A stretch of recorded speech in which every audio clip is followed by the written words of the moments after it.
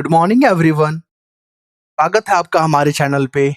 और आज है 15 जून और हम लोग यहाँ पे इम्पोर्टेंट न्यूज़ को कवर करते हैं जो आपके प्रीलिम्स एग्जाम में, मेंस एग्जाम में और आपके इंटरव्यू में जो आपको मदद करेगा। और यहाँ पे ना डायरेक्ट क्वेश्चन हिट करते हैं। आपको बता दें यहाँ पे जनसत्ता न्यूज़पेपर क्यों पढ़ना चाहिए। देखिए, हमारे एग्जाम में एक सेक्शन होता है करंट अफेयर का, ठीक है? तो आपको कैसे पता चलेगा कि करंट अफेयर में कौन से टॉपिक चल रहे हैं? वो आपको जनसत्ता न्यूज़पेपर बता देगा। इसमें जो भी इम्पोर्टेंट टॉपिक है ना, मैं उसको यहाँ पे हाइलाइट कर दूंगा। उसके बारे में ब्रीफ इंट्रोडक्शन या उसके बारे में कुछ जानकारी दे दूंगा, जो कि एग्जाम में पूछे गए हैं वो वाला। इसलिए आपको जनसत्ता पढ़ना चाहिए, ठीक है? आइए स्टार्ट करते टॉपिक को। और ये हमारा छोटा सा प्रोग्राम चल रहा है, जो भी बीपीएससी 71 को टारगेट कर रहे हैं ना, उनके लिए हेल्प करेगा। ओके, इसके बारे में हम लोग लास्ट में बात करेंगे। सबसे पहले अपने इंपॉर्टेंट टॉपिक को देखते हैं। ईरान ने इजराइल पर जो है ना मिसाइल से किया हमला, ठीक है? कल भी मैंने टॉपिक को कवर किया था और आज भी। यहाँ पे ईरान और इजराइल में जो है ना तनाव का स्थिति बन चुका है। और ऐसे में आपको पता है जो वैश्विक कम्युनिटी है, उन्होंने अपील किया है ईरान और इजराइल से कि आप लोग जो है ना इस अपने मुद्दे को बातचीत के जरिए, कूटनीतिक के जरिए जो है ना सुलझाएं, है ना? क्योंकि भारत भी यही अपील कर रहा है। लेकिन यहाँ पर आप देखिएगा ना, एक संगठन है एससीओ, शंघाई कॉरपोरेशन ऑर्गेनाइजेशन। कुल इसमें जो है ना 8 मेंबर है, इसमें भारत भी है, इसमें पाकिस्तान भी है, इसमें चाइना भी है और इसमें रशिया भी है। 8 मेंबर तो है, 4 ये प्रमुख मेंबर भी हैं। ओके, ये कब बना था? 2001 में बना था। इसका हेडक्वार्टर कहाँ है? बीजिंग, चाइना में है। ये तमाम फैक्ट को आप याद रखेंगे। अब ये टॉपिक आ गया है ना, यहाँ से आप बीपीएससी में जो प्रीलिम्स होगा एग्जाम, वहां पर यहाँ जो है क्वेश्चन देखने को मिलेगा। और ये बता दें आपको कि यहाँ पे हमला क्यों किया गया इजराइल की तरफ से ईरान पे। तो ईरान जो अपने परमाणु कार्यक्रम को जो आगे बढ़ा रहा था ना, उसको लेकर यहाँ पे तनाव था। उसी को लेकर यहाँ पे ये टेंशन उत्पन्न हुआ है। तो यहाँ पे जवाबी कार्रवाई ईरान की तरफ से भी किया गया है। तो यहाँ से जो क्वेश्चन पूछेगा, एक तो एससीओ से पूछ लेगा, ध्यान रखिएगा। शंघाई कॉर्पोरेशन ऑर्गेनाइजेशन 8 मेंबर 2001 में बना, 15 जून को। और क्योंकि बीपीएससी में ये सब फैक्ट पूछे जाते हैं, यूपीपीसीएसपी में पूछे जाते हैं, जो लोग भी तैयारी कर रहे हैं प्रीलिम्स का, उनके लिए काफी हेल्प करेगा। अब बात करेंगे हम लोग यहाँ पे ईरान जो है ना किन किन देश के साथ सीमा साझा करता है। देख लीजिए, पाकिस्तान, अफगानिस्तान, तुर्कमेनिस्तान, यहाँ पे अजरबैजान, टर्की, इराक, है ना? ये जो कंट्री का जो सीमा साझा कर रहा है ना, उसको आप ध्यान रखिएगा। यहीं से क्वेश्चन आपसे पूछेगा। अब आते हैं यहाँ पे शुभांशु शुक्ला। कुछ दिन पहले भी हम लोग इस टॉपिक को डिस्कस किए थे। आपसे यही क्वेश्चन पूछेगा कि समाचार के माध्यम से शुभांशु शुक्ला काफी चर्चा में रहे थे कि कौन है या किस क्षेत्र से जुड़े हैं। ये शुभांशु शुक्ला जो है ना, ये अंतरिक्ष यात्री है। कौन है ये? अंतरिक्ष यात्री है। आपको बता दें 1984 में भारत की तरफ से जो ना पहले अंतरिक्ष यात्री गए थे, उनका नाम बताइए आप लोग कमेंट बॉक्स में। और ये शुभांशु शुक्ला जिस मिशन से जा रहे हैं ना, उसका नाम है एक्सिओम 4, ठीक है? एक्सिओम 4 तो भी आप याद रखेंगे। और कुछ इसमें इंपॉर्टेंट फैक्ट नहीं है। अब बात करेंगे यहाँ पे, देखिए, संविधान एक विकासशील दस्तावेज है जो बदलाव के अनुरूप खुद को ढाल रहा है। मेंस में यहाँ से क्वेश्चन पूछता है आपसे, या मेंस का टॉपिक ही है वाला। आपसे पूछेगा कि भारत का जो संविधान है ना, उसको हम लोग जीवंत दस्तावेज क्यों कहते हैं। आपसे ये क्वेश्चन पूछेगा कि संविधान क्या है और भारतीय संविधान को जीवंत जो है दस्तावेज क्यों कहा जाता है। तो यहाँ पे इसका जो आंसर है ना, वो ये है ना, देखिए आप लिखा हुआ है। हमारे जो चीफ जस्टिस ऑफ इंडिया है बी.आर. गवई, उनके बारे में हम लोग बात करेंगे अभी। पहले क्यों कहा जाता है उसको देख लीजिए, क्योंकि मेंस में यहाँ से टॉपिक पूछा जाता है। और अपने जो प्रोग्राम है ना, मेंस जो ग्रुप है, उसमें हम इस टॉपिक को आज कवर करेंगे। देखिए, प्रधान न्यायाधीश बी.आर. गवई ने भारतीय संविधान को एक जीवंत और विकासशील दस्तावेज बताया। क्यों? क्योंकि विभिन्न परिस्थितियों में अपेक्षित परिवर्तन के अनुरूप ढल जाता है। आप देखोगे ना, हमारे संविधान में लगभग 106 कॉन्स्टिट्यूशन अमेंडमेंट एक्ट हो चुका है अब तक। ये क्या चीज को दिखा रहा है? ये इंडिकेट कर रहा है कि हमारा जो संविधान है ना, ये वर्तमान जो सिनारियो है, जो परिस्थितियाँ हैं, उसके अनुसार काम करता है हमारा संविधान। ऐसा नहीं है कि हमारे संविधान में जो लिख दिया है, वही सही हो गया है। अगर समय के अनुसार उसमें जो है डिमांड उठता है चेंज करने का, तो हमारे संविधान में ये प्रावधान है। कुछ-कुछ तो ऐसे प्रावधान है ना, तो संशोधन किया जाता है, लेकिन प्रक्रिया काफ़ी कठिन होता है। जैसे कि अभी आप देख लो, one nation one nation one election को लेकर। इसमें चेंजेस करना ना एक कठिन प्रक्रिया है। क्यों? क्योंकि आपको जो है ना संसद जैसे लोकसभा और राज्यसभा से 2/3 मेजॉरिटी में पास करना होगा, पहला कंडीशन। दूसरा क्या है? आधे से अधिक राज्यों का जो विधानसभा है ना, वहाँ से समर्थन प्राप्त करना होगा। तो ये अपने आप में चैलेंजेस है, लेकिन ये पॉसिबल नहीं है कि चेंजेस नहीं हो सकता। तो वन नेशन वन इलेक्शन हमारे देश की, हमारे लोकतंत्र की एक जो है ना आवश्यकता के रूप में उभर कर आ रहा है। इसलिए हमारे संविधान में जो है ना महत्वपूर्ण जो है चेंजेस किए जाएँगे। ये हमारा क्या इंडिकेट कर रहा है कि हमारा संविधान क्या है?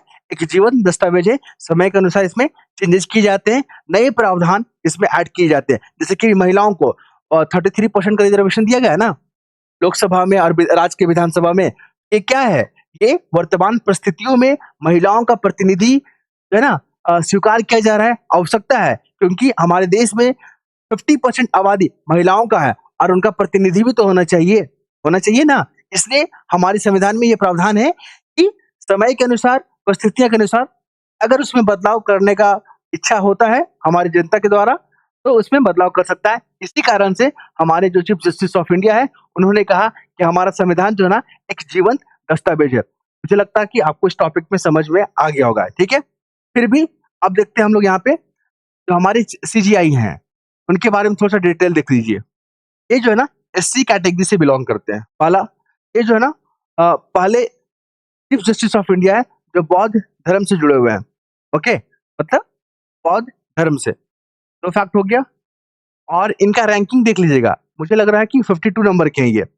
इस तरह के फैक्ट जो है ना स्टेटमेंट बना के आपको बीपीएससी एग्जाम में, यूपीपीसीएस में पूछा जाएगा।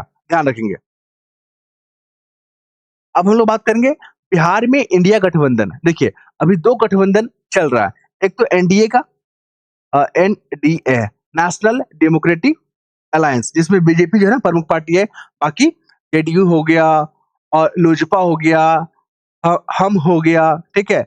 इस तरह की पार्टियां जो है इसमें शामिल है एनडीए। और एक तरफ है इंडिया, जिसमें कांग्रेस, आरजेडी और भी लोग हैं उसपे, ठीक है? तो जब मैंने पूरा आर्टिकल पढ़ा ना, तो इसमें जो है ना इंडिया का भी बैठक चल रहा है कि हमें बिहार में किस रणनीति से चुनाव लड़ना है ताकि ज्यादा से ज्यादा सीटों को प्राप्त कर सके और अपनी सरकार बना सके। अभी इस पे मंथन चल रहा है। क्वेश्चन यहाँ से बिल्कुल भी नहीं पूछता। फिर यहाँ पे अभी मनमुटाव क्या चल रहा है कि जो जेएमएम है, झारखंड की जो पार्टी है, झारखंड मुक्ति मोर्चा, ये झारखंड के में जो वर्तमान जो गवर्नमेंट है ना, हेमंत सोरेन, वो इसी पार्टी से बिलोंग करते हैं, वो इसी पार्टी के हैं। ठीक है? जेएमएम, इनको इसमें शामिल नहीं किया गया इंडिया गठबंधन में, तो इससे लेकर नाराजगी है। तो वहाँ पे जेएमएम के जो प्रमुख जो है, उन्होंने कहा कि अब जो है ना हम स्वतंत्र रूप से लड़ेंगे। जैसे कि अपना बिहार का मैप है, यहाँ पर देख लीजिए। बीच से गंगा पास करता है। झारखंड से सटा हुआ इलाका है ना, वहाँ पे जितने भी सीट है ना, लगभग 12 से 15, वहाँ पे जो है ना जेएमएम स्वतंत्रता मतलब इंडिपेंडेंट लड़ेगी खुद से। ओके, यहाँ से भी क्वेश्चन नहीं पूछता। तो फिर पूछता क्या चीज़ है? देखिए यहाँ पे जो इम्पोर्टेंट पार्टियाँ हैं जैसे कांग्रेस, बीजेपी, आरजेडी, है ना? इसके बारे में बीपीएससी ने क्वेश्चन पूछ लिया है। आपको यकीन नहीं होता है, तो बीपीएससी का जो 68 जो पीटे हुआ था ना, उसमें देखिएगा पॉलिटिकल पार्टी से क्वेश्चन पूछा गया है। यूपीपीसीएस में 2023, 2024 में जो एग्जाम हुए थे, उसमें पूछा गया है। तो इंडियन नेशनल कांग्रेस 1885 में बना, भारतीय जनता पार्टी 1988 में बना, 1980 में बना, कम्युनिस्ट पार्टी ऑफ इंडिया 1925 में बना, communist party of India Marxist 1964 में बना, बहुजन समाज पार्टी 1984 में बना, समाजवादी पार्टी 1992 में बना, आम आदमी पार्टी 2012 में बना, नेशनल कांग्रेस पार्टी 1999 में बना। एक तरफ दे देगा और बोलेगा मैच करके बताइए, ठीक है? आप लोग इस पार्टी का एस्टेब्लिशमेंट ईयर ध्यान रखिएगा। एक बार और पढ़ देते हैं, जैसे इंडियन नेशनल कांग्रेस को याद रखिएगा 1885, Bharatiya Janata party 1980, communist party of India 1925 और communist party of India Marxist वाला 1964। ये दोनों में लोग बहुत कंफ्यूज करते हैं। बहुजन समाजवादी 1984, समाजवादी पार्टी 1992, आम आदमी पार्टी 2012, नेशनल कांग्रेस पार्टी 1999। सारे को याद रखिएगा, क्वेश्चन यहाँ से पूछे जाते हैं। अब देखिए यहाँ पे इज़राइल की सेना है ये, ठीक? इन्होंने ना भारत की मैप को, जैसे अपना प्यारा भारत है, माफ़ कीजिए बढ़िया नहीं बन रहा है, कोई बात नहीं, अब बना के देंगे। श्रीलंका है, राजस्थान, गुजरात वाला इलाका है, जम्मू एंड कश्मीर वाला इलाका है अपना। तो ये भारत की जो मैप है ना, इन्होंने, जो इज़राइली जो सेना के प्रमुख हैं, उन्होंने गलत तरीके से प्रेज़ेंट किया। मतलब जो पीओके वाला एरिया हमारा, पाकिस्तान ऑक्युपाइड कश्मीर, है ना? उसको इसमें शामिल किया नहीं गया। तो इन्होंने कहा कि ये जो है ना अ, गलती से हमसे हो गया और हम इसके लिए माफ़ी माँगते हैं। अगर इससे अगर किसी को भी ठेस पहुँचता है, तो हम इसके लिए सभी से माफ़ी माँगते हैं, ठीक है? ये इम्पोर्टेंट हो गया। साथ में ये वाला याद रखिएगा, operation rising lion, operation rising lion ये क्या है? ये किस फ़ील्ड से जुड़ा हुआ? तो इज़राइल ने जो ईरान पे हमला किया ना, इस ऑपरेशन को ऑपरेशन राइजिंग लायन नाम दिया गया है। इसको आप याद रखेंगे, इम्पोर्टेंट फैक्ट है, यहाँ से बीपीएससी पूछ लेता है। अब बात करेंगे यहाँ पे, देखिए 2000 आई थिंक 69 का बीपीएससी जो हुआ था, पीटी वाला, है ना? तो उसमें जो है ना, एक अभियान चला था अ, MAG के मागा करके, है ना? जो कि कैंपेन था डोनाल्ड ट्रम्प को फिर से जिताना। ऐसा करके कुछ कैंपेन चला था, उसके बारे में बीपीएससी ने क्वेश्चन पूछ लिया। इस बार फिर एक कैंपेन चल रहा है, नो किंग्स, नो किंग्स। आपसे पूछेगा कि समाचार के माध्यमों में नो किंग्स जो है ना, चर्चा में रहा था। ये क्या चीज़ है? ये किस चीज़ से जुड़ा हुआ है? तो आपको बता दें, यहाँ पे तो डोनाल्ड ट्रम्प है, उनकी जो नीतियाँ हैं, है ना? कि अवैध आप्रवास को वहाँ से निकाला जाए, तो उसी के खिलाफ जो है ना, एक जो विरोधी लोग हैं वहाँ पे, जो उनके फैसले से नाखुश हैं, उन्होंने कैंपेन चला रहा है, नो किंग्स, ये ध्यान रखिएगा। और ये जो फिलाडेल्फिया में ये जो है प्रोग्राम चल रहा है नो किंग्स का, और राष्ट्रपति डोनाल्ड ट्रंप के खिलाफ पूरे अमेरिका में नो किंग्स नाम से शनिवार को होने वाले प्रदर्शन की बड़े पैमाने पर तैयारी चल रही है। याद रखिएगा, वेरी वेरी इंपॉर्टेंट है, मैं यहाँ पे लिख देता हूँ क्योंकि बिहार जैसे एग्जाम में आपको जो है ना अमेरिका से जुड़ा हुआ एक प्रश्न या दो प्रश्न देखने को मिलता है। 68th में भी देखा, 69th में भी पूछा गया, 70 में भी पूछा गया और आने वाले एग्जाम में भी पूछा जाएगा। इसलिए इस फैक्ट को नो किंग्स वाला याद रखिएगा। जो लोग न्यूज़पेपर पढ़ते हैं ना, उनको अपडेशन होता है ना? अगर आपको नहीं समझ में आता है कि न्यूज़पेपर कैसे पढ़ते हैं, तो अगर हमारा वीडियो अगर आपके यूट्यूब पर नज़र आता है, तो आप वहाँ पे क्लिक करके देख सकते हैं, तरीका कैसा है हमारा। लोगों को बहुत अच्छा लगता है, ठीक है? और अपना फीडबैक भी देते हैं, लेकिन अभी कुछ दिनों से वो फीडबैक नहीं मिल रहा है। मुझे नहीं पता इसके पीछे क्या कारण है। और कुछ लोग होते हैं जो कि पढ़ाई में ही फ़ोकस करते हैं, इसलिए उनके पास समय नहीं हो पाता होगा फीडबैक देने का, तो वो अलग बात है। लेकिन मुझे लगता है कि कर देना चाहिए। देखिए, यहाँ पे एसईओ न्यूज़ में आ गया, आपको पता है ना? क्योंकि यहाँ पे जॉइंट जो है ना, यहाँ पे एक स्टेटमेंट दिया गया, लेकिन भारत ने कहा कि हम जो है ना, इज़राइल और ईरान का जो युद्ध है, तो अभी तनाव देखने को मिल रहा है ना, वो बातचीत के ज़रिए या कूटनीतिक तरीके से जो है ना, सॉल्व करना चाहिए। ये भारत का स्टैंड है अपना। लेकिन एससीओ का स्टैंड क्या है? उसने निंदा किया है। जो इज़राइल ने ईरान पे हमला किया ना, उसकी कड़ी निंदा किया है एससीओ ने। लेकिन भारत का रुख अलग है, एससीओ का रुख अलग है। आपको बता दें, एससीओ का जो है ना, पाकिस्तान भी मेंबर है। अगर मान लीजिए एससीओ के साथ सहमत हो जाता है भारत, तब पाकिस्तान के स्टेटमेंट को भी भारत जो है ना मानेगा। लेकिन भारत और पाकिस्तान के बीच में भी तनाव है। और आपको पता है ना, भारत ने साफ-साफ कहा है कि आतंकवाद और अन्य बातचीत, चाहे वो सिंधु को लेकर हो, पानी को लेकर हो, सिंधु पानी जो है, को लेकर हो या किसी अदर मैटर को भी लेकर हो, हम साथ-साथ नहीं चलने देंगे। भारत का अपना स्टैंड है। लेकिन इस चीज़ का खुलासा नहीं किया गया है, लेकिन आप रेगुलर न्यूज़पेपर पढ़ेंगे, चीज़ों को धीरे-धीरे समझेंगे, तो आपको ये अंडरस्टैंडिंग हो जाता है कि भारत ने ये स्टेप क्यों उठाया। अगर मान लीजिए इसमें अगर पाकिस्तान मेंबर नहीं होता, तो भारत जो है ना, इसका सहमत दे सकता था, चांसेस ज़्यादा था। लेकिन भारत जो है ना, किसी के इन्फ्लुएंस में आकर, बाहरी दबाव में आकर फैसले नहीं लेता है। भारत स्वतंत्र है अपने फैसले को लेने के लिए। इसलिए भारत जो है ना, हमेशा तटस्थ रहता है कि ना हम आपके साथ खड़े खड़े हैं, ना हम आपके साथ। मुझे जो सही लगेगा, हम वो करेंगे। यहाँ पर देख लीजिए, एक शब्द काफ़ी चर्चा में चल रहा है अभी, बन्नी हॉप। ये पता है क्या है? आपने क्रिकेट मैच देखा होगा, तो ये जो बाउंड्री होता है, आपने देखा होगा कि जब बॉल यहाँ से जब यहाँ पे पिच होता है और यहाँ पे कोई प्लेयर जब बॉल को शॉट करते हैं और वो इधर गिरने को होता है, आपने एक प्लेयर को आपने देखा होगा, तो वो फटाक से इधर जाके बॉल को इधर ड्रॉप करवा के कैच ले लेता है, ठीक है? तो इसी को जो है ना बन्नी हाफ कहा जाता है। जो भी इंटरव्यू दे रहे हैं और वो अपनी हॉबी में क्रिकेट को रखा है, तो वहाँ से बन्नी हाफ के बारे में क्वेश्चन पूछना जायज़ है, इसको ध्यान रखिएगा। और पीटी एग्ज़ाम में भी बन्नी हाफ के बारे में पूछेगा कि बन्नी हाफ जो है ना समाचार के पत्रों में काफ़ी सुर्खियाँ बटोरा कि किस चीज़ से जुड़ा हुआ है, क्रिकेट से जुड़ा हुआ। वहाँ पर पता क्या लिख देगा क्लाइमेट चेंज लिख देगा, वहाँ पे लिख देगा आर्टिफिशियल इंटेलिजेंस लिख देगा, डिजिटल कॉइन लिख देगा, ठीक है? साइबर फ्रॉड से जुड़ा हुआ टर्म लिख देगा यहाँ पे। आपको बस ध्यान रखना है। अगर आप हमारे न्यूज़पेपर से जुड़ते हैं, तो आपको ये सब चीज़ सीखने को मिलेगा। और यहाँ पे ना बोरिंग कुछ भी नहीं होता है। बहुत लोग पेपर को पढ़ना नहीं चाहते कि बोरिंग है, कैसे पढ़ें? सबका सॉल्यूशन यहाँ पे मिल जाएगा आपको। ये देखिए, अभी बता रहे हैं ना आपको कि अमेरिका में विरोध चल रहा है, तो विरोध चल रहा है तो ठीक है, लेकिन यहाँ पे इम्पोर्टेंट क्या था, मैंने यहाँ पे टिक किया था। देखिए, जैसे कि हैती हो गया, वेनेजुएला हो गया, क्यूबा, ये भी कंट्री जो है ना अवैध प्रवासियों से जूझ रहा है। तो आपसे पूछेगा कि हैती जो है, वेनेजुएला है, क्यूबा है, एक सुर्खियों में क्यों रहते हैं? यहाँ पे अवैध प्रवासी को लेकर रहते हैं। कल मैंने क्वेश्चन भी पूछा था आपसे कि जो है ना विस्थापन को लेकर सबसे बड़ा केंद्र कौन बन गया है? वो बन गया सूडान। और इसको भी लेकर मैंने क्वेश्चन फ्रेम किया था कि यूपीएससी कैसे पूछती है और कैसा बीपीएससी पूछती है। तो हम अपने टेलीग्राम में इस तरह के क्वेश्चन को जो है ना डेली अपडेट करके सेंड करते हैं ताकि आप लोग अटेम्प्ट लीजिए। ठीक है? चलिए। तो यहाँ पे लॉस एंजेला में जो है यहाँ पे ये विरोध देखने को मिल रहा है, राष्ट्रपति डोनाल्ड ट्रम्प के विरुद्ध, तो ध्यान रखिएगा। और वहाँ के गवर्नर, कैलिफोर्निया के जो गवर्नर है ना, केविन न्यूमस, इनका भी नाम याद रखिएगा क्योंकि ये यही विरोध कर रहे हैं।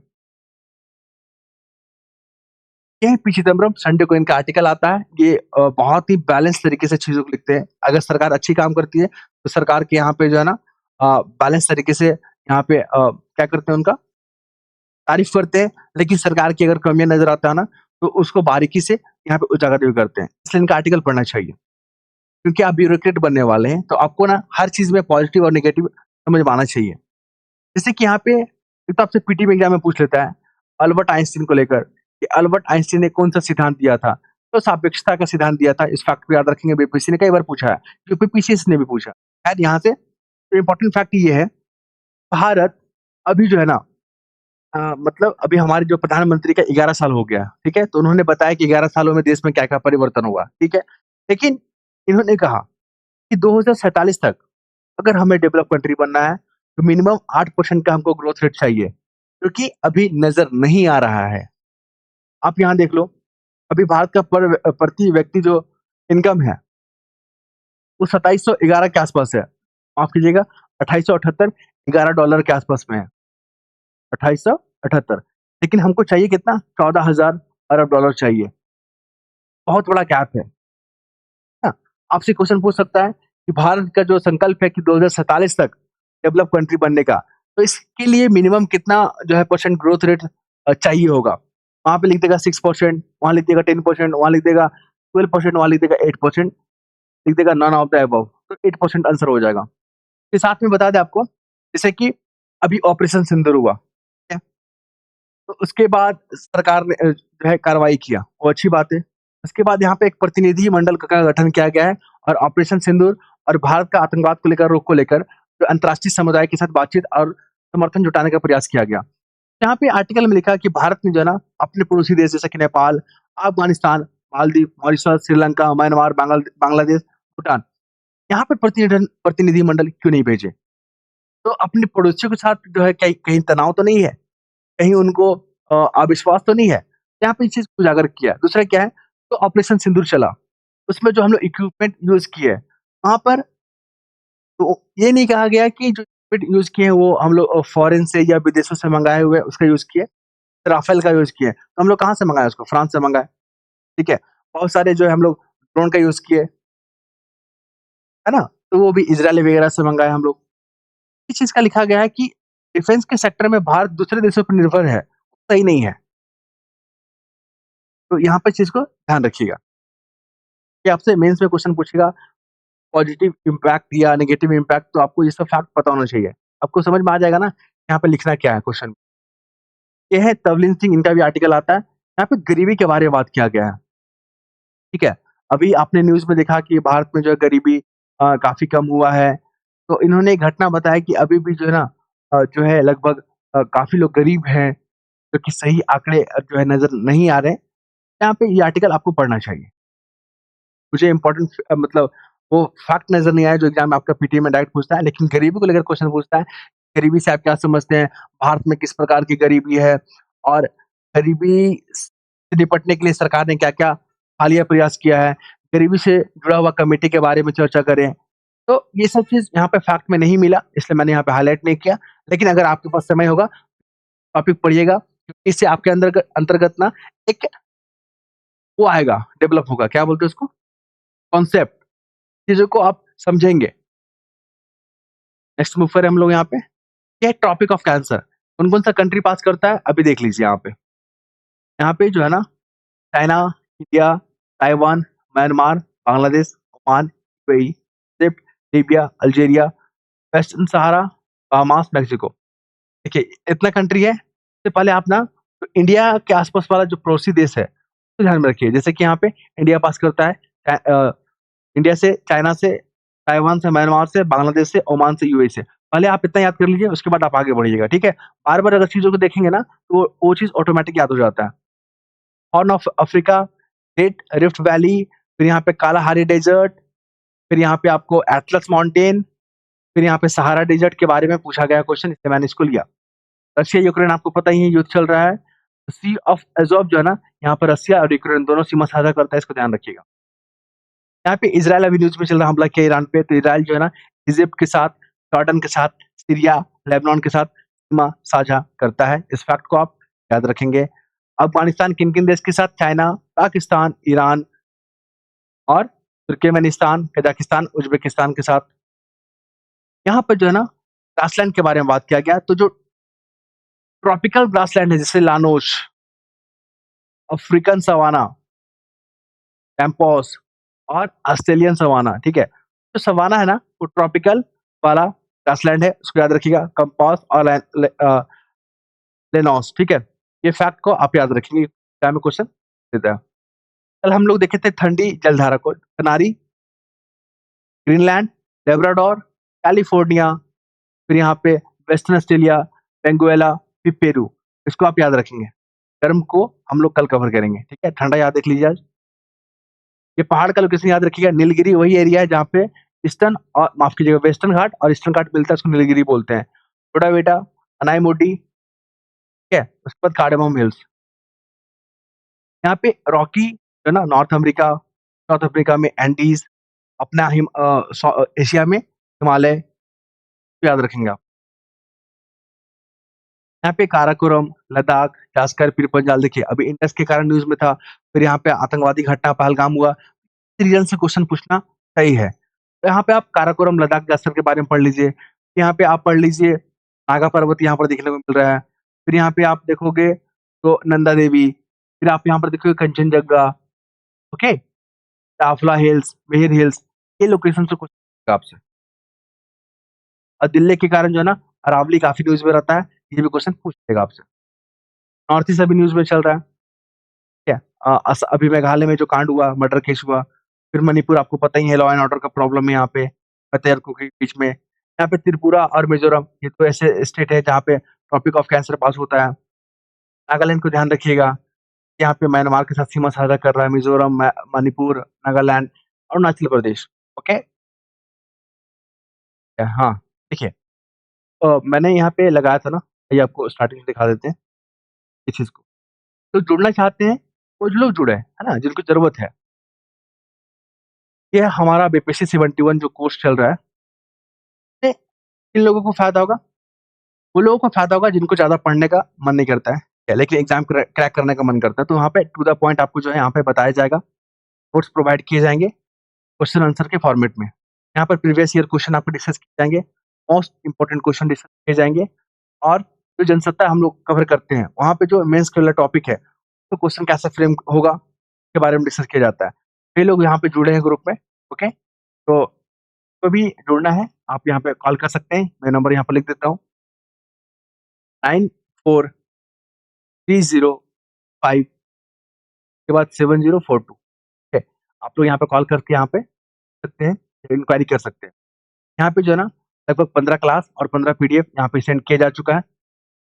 और क्या है, हाँ, एक तो 2 पॉइंट दिया जाएगा, जो वन डे एग्जाम का प्रिपरेशन करते हैं उनको हेल्प करेगा, जो वर्किंग प्रोफेशन से जुड़े हैं यहाँ पे काम करेगा, क्योंकि बहुत कम समय में जो मटेरियल है ना, आप 10 से 5 मिनट में जो है ना रिवाइज कर पाएंगे चीज़ों को बार-बार, और आप प्रैक्टिस करोगे तो फिर एग्जाम में बेहतर लिख पाओगे। ओके? तो इस वीडियो में हम लोग मिलते हैं। धन्यवाद।